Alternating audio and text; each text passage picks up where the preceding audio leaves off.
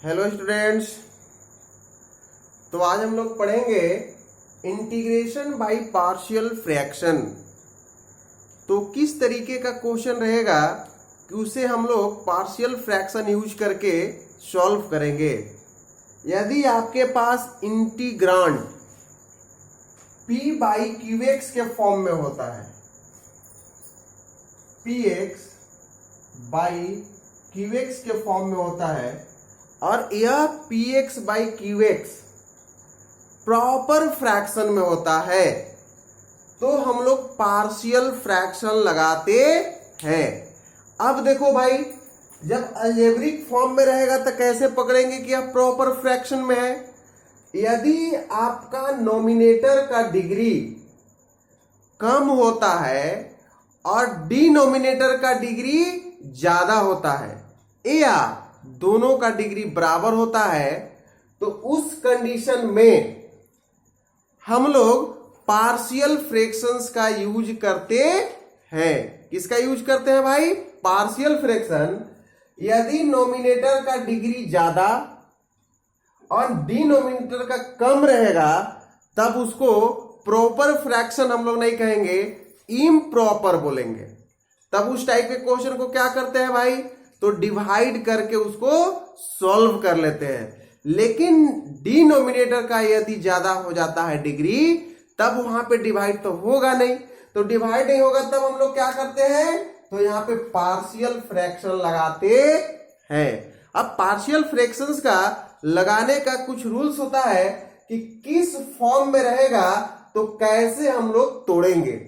यदि आपका क्वेश्चन इस फॉर्म में होता है px plus Q X minus A into X minus B, यदि यह इस फॉर्म में होता है तो इसे हम लोग a बटा में एक्स माइनस ए, b बटा में एक्स माइनस बी फॉर्म में इसको ब्रेक कर लेते हैं, तोड़ लेते हैं और इसके बाद a और b का वैल्यू निकाल के और इसको इंटीग्रेट कर देते हैं। इसी तरीके से यदि डिनोमिनेटर का होल स्क्वायर होता है तो इसे हम लोग इस फॉर्म में ब्रेक कर लेते हैं। और यदि आपके पास x माइनस ए तीन ठोक फैक्टर में है, 3 फैक्टर्स में है, तो तीनों को हम लोग अलग अलग कर लेते हैं और लास्ट में ए बी सी का वैल्यू फाइंड करना ही होगा, इसके बाद इंटीग्रेट करेंगे। और यदि इस फॉर्म में आ जाता है तो इसको इस तरीके से कन्वर्ट करेंगे और इस फॉर्म में आता है तो इस तरीके से कन्वर्ट करेंगे। लेकिन कब? यदि इसका फैक्टराइज हो जाता है तो फैक्टराइज कर देंगे। यदि फैक्टराइज नहीं होता है तब इसे हम इस फॉर्म में लिखते हैं। यह हो गया पार्शियल फ्रैक्शन को तोड़ने का कुछ फॉर्म हो गया कि इस फॉर्म में रहेगा तो कैसे इसको हम लोग कन्वर्ट करेंगे। और कन्वर्ट करने के बाद ए बी सी का वैल्यू को फाइंड करेंगे और इसमें ए बी सी का वैल्यू रख के इसको सॉल्व कर लेते हैं। बहुत ही आसान चीज है, कोई टफ नहीं है। अब हम लोग एक्सरसाइज के क्वेश्चंस को देखते हैं और किस तरीके से इसको ब्रेक करके तोड़ के बनाते हैं। अब उस पे हम लोग आते हैं। एक्सरसाइज का क्वेश्चन एनसीईआरटी।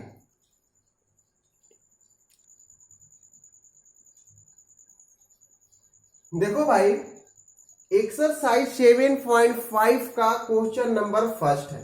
देखिए, यह इंटीग्रांड इस फॉर्म में होता है, तो अभी जस्ट मैंने बोला था कि किस तरीके से इसे ब्रेक करना है।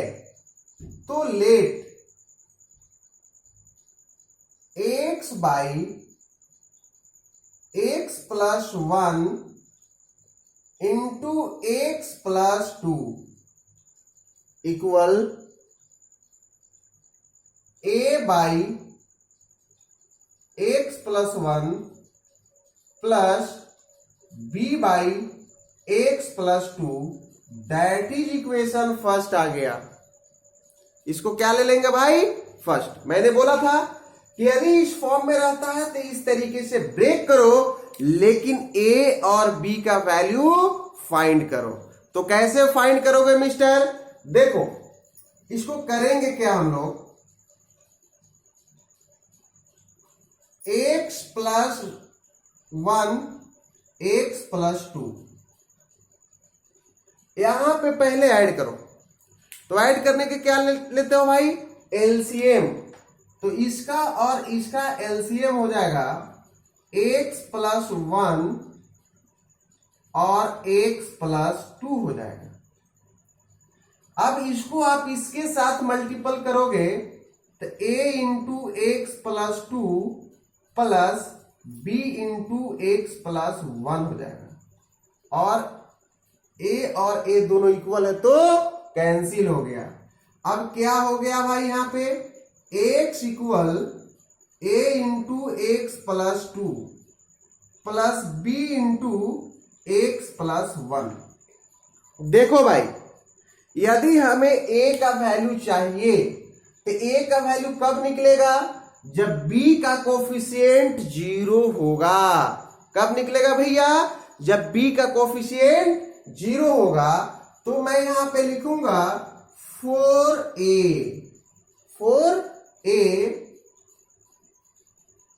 पुट x प्लस 1 इक्वल 0, तो देयरफॉर x इक्वल -1। अब इस दोनों साइड हम लोग x का वैल्यू -1 लेंगे, तो -1 इक्वल a इंटू, यहां पे भी -1 रखो, प्लस 2 प्लस -1 और प्लस 1। -1 प्लस 1 कट के क्या हो गया, 0। ये वाली टर्म तो भाई 0 हो गया। अब तुम्हारे पास 2 - 1 करोगे तो -1 is equal to a into 1 हो जाएगा। तो देयरफॉर a इक्वल कितना हो गया भाई, 1 आ गया। अब हमें चाहिए b का वैल्यू, 4b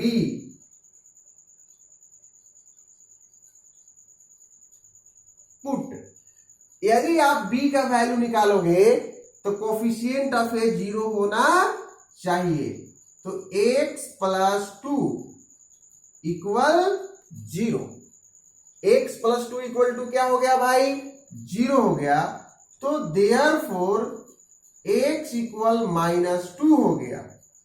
अब यहां पे वैल्यू पुट करो, -2 इक्वल a इंटू 0, इसका वैल्यू तो 0 ले लिया हो भाई, plus b into -2 plus 1 implies that -2 equal to a तो 0 हो गया, यहां पे -b हो गया, तो देयरफॉर b इक्वल टू 2 हो गया, क्योंकि माइनस और माइनस प्लस हो गया, तो b इक्वल टू 2। अब क्या करोगे भाई तुम यहां पे, तो फ्रॉम फर्स्ट में हमारे पास है x बट्टा में x प्लस 1 और x प्लस 2 इक्वल क्या हो जाएगा भाई, a का वैल्यू आपने फाइंड कर लिया 1, a का वैल्यू -1 आपने फाइंड कर लिया। तो यहां पे लिखो -1 by x plus 1 plus 2 by x plus 2। देखो तो भाई, अब तुम्हारे पास यहां पे इतना i का वैल्यू था, अब उसके जगह पे इसको शिफ्ट करो, तो therefore i equal -1 by x plus 1 plus 2 by x plus 2 dx। अब क्या करोगे भाई, मैं तो बोला था कि प्लस माइनस में इंटीग्रेशन सेपरेट हो जाता है, इसको सेपरेट कर लो और कांस्टेंट इंटीग्रल साइन के बाहर आ जाता है। हो गया।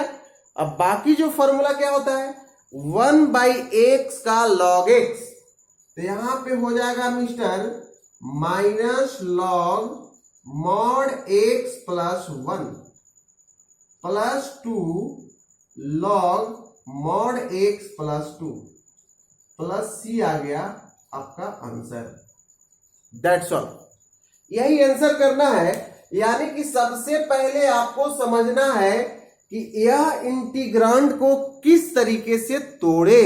तो तोड़ने के लिए मैंने पहले बता दिया कि किस फॉर्म में रहेगा, तो उसको किस तरीके से ब्रेक करना है। और ब्रेक करने के बाद ए और बी का वैल्यू हम इस तरीके से फाइंड करेंगे और बाकी इंटीग्रेशन तो आसान होता है। जो भी इसमें करना है सिर्फ ए और बी का वैल्यू फाइंड करना है और जिस फॉर्म में दिया उसको सरल फॉर्म में, सिंपलर फॉर्म में कन्वर्ट करने आना चाहिए। इसके बाद आसानी से क्वेश्चन बन जाएगा। यह क्वेश्चन नंबर फर्स्ट कंप्लीट हुआ। Write down.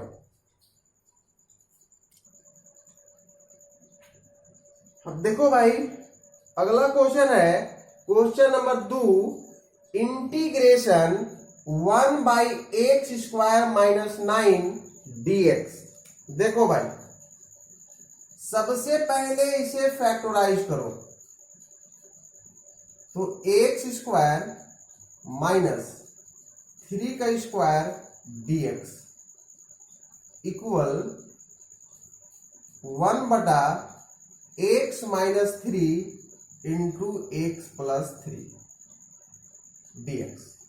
a² - b² का फॉर्मूला लगा दिया भाई। अब इसे हम कन्वर्ट करेंगे सिंपलर फॉर्म में, तो पुट 1/x +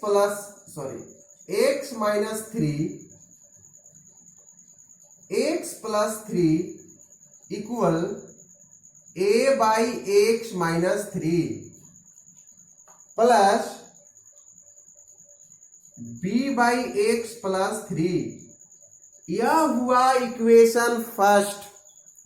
क्या हो गया भाई? इक्वेशन फर्स्ट हो गया। implies that आप करोगे क्या भाई? x - 3 x + 3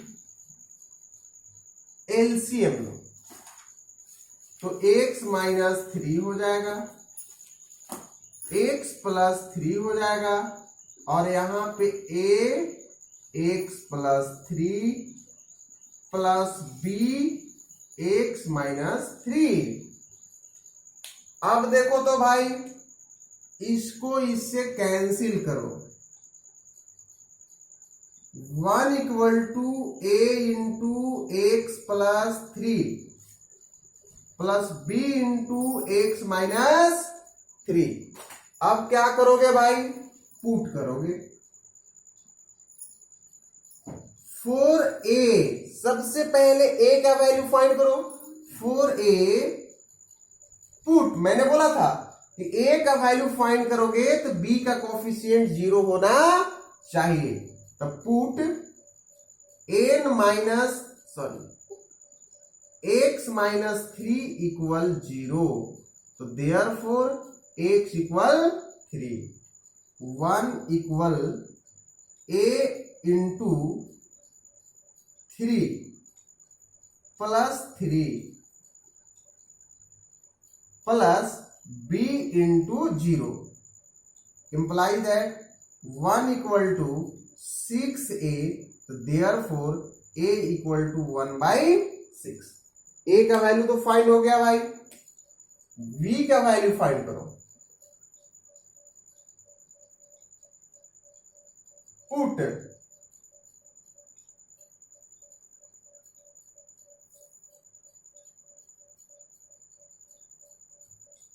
4b, put b को फाइंड करेंगे तो उसके लिए x + 3 = 0 लेना होगा। x + 3 = 0, तो देयरफॉर x = -3 ले लिया। अब पुट करो भाई। 1 equal a into 0 plus b into -3 implies that 1 equal -6b, therefore b equal -1/6। 6 from first equation first में ए और बी का वैल्यू पुट करेंगे तो मेरे पास आ जाएगा x minus 3 x plus 3 equal A का वैल्यू क्या है भाई 1/6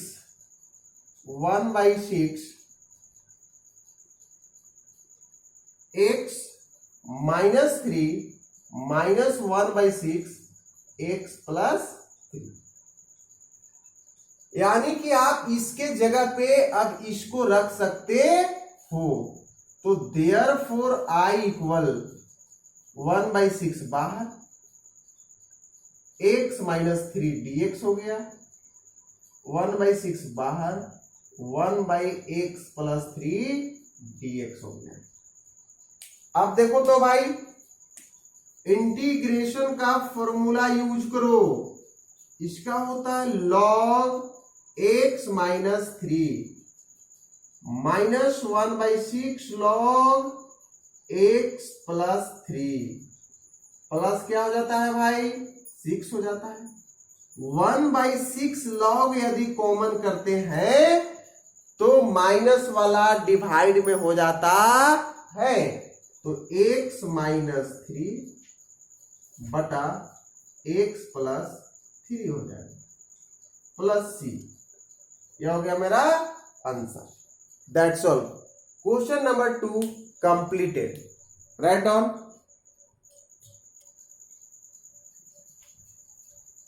अगला नंबर क्वेश्चन 3 है भाई। देखो यह क्वेश्चन इस फॉर्म में है तो आप पुट करो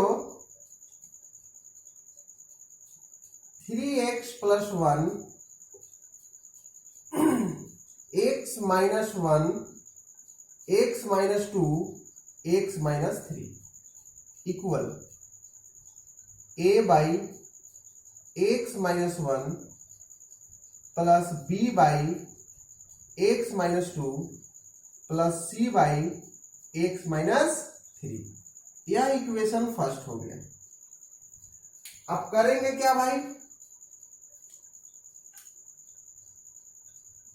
वही एलसीएम लेंगे 3x plus 1 x minus 1 x minus 2 x minus 3 x minus 1 x minus 2 x minus 3 a into x minus 2 x minus 3 plus b into x minus 1 x minus 3 plus c into x minus 1 x minus 2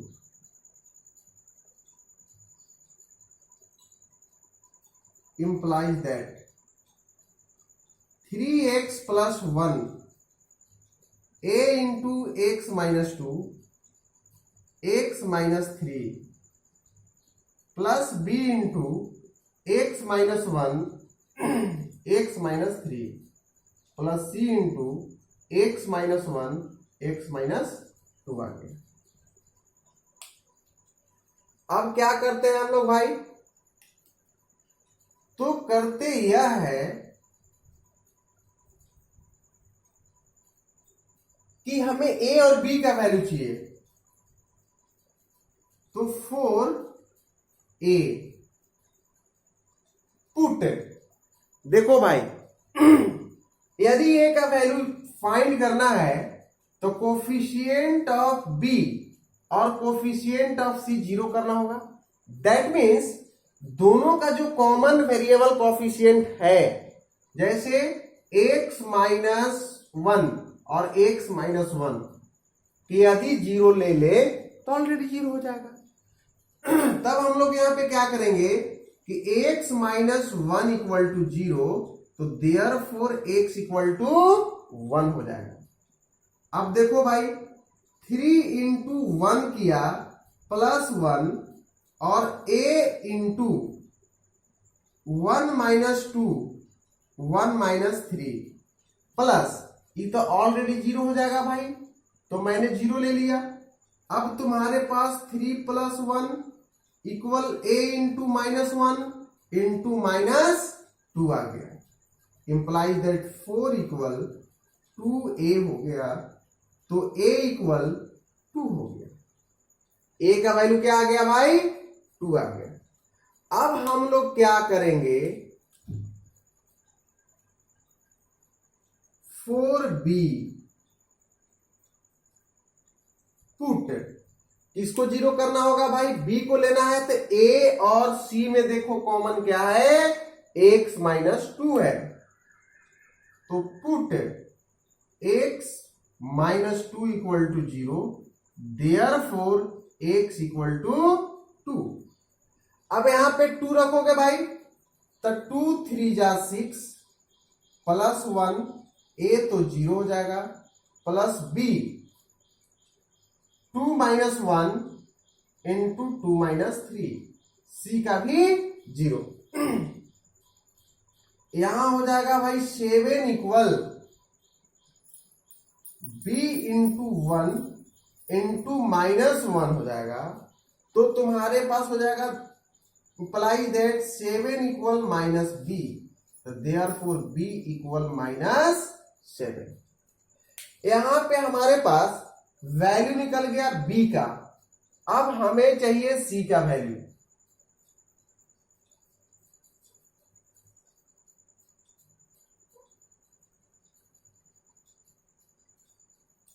c का value चाहिए भैया 4c put, common क्या है भाई, c को छोड़ दो a और b में, x -3 पुट x -3 इक्वल 0, तो देयरफॉर x इक्वल 3 पुट करिए भाई, तो 3 3 जा 9 प्लस 1 हो जाएगा, यह तो 0 प्लस 0 हो गया। अब आ जाओ तुम c में,